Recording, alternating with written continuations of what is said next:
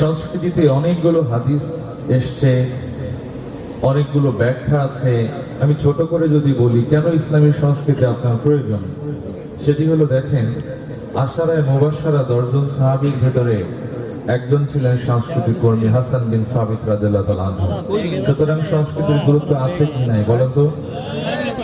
মক্কা মদিনায় গিয়েছি, যখন মদিনাবাসী আল্লাহ রাসূলের জন্য অপেক্ষা করলেন উনি মদিনায় যাবেন, সেখানে আল্লাহ রাসূলকে সুর দিয়ে বরণ করা হয়েছিল, তালাল বাদরু আলাইনা মিন সানিয়াতিল ওয়াদা। এই যে সুর, আল্লাহ রাসূলকে বরণ করা হলো। এখানেই শেষ না, দেখেন যেই মানুষগুলো জান্নাতে যাবে সেখানে আল্লাহ রাব্বুল আলামিন নিজে সুন্দর আয়োজন করবেন, এবং একজন নবীকে কণ্ঠ দিয়েছিলেন দাউদ আলাইহিস সালামকে, সেই নবীকে দিয়ে সেই মজলিসে কোরআন তেলাওয়াত করাবেন। আজকে যেরকম ফিরোজ ভাই তেলাওয়াত করেছে, আপনারা বিমোহিত হয়েছে।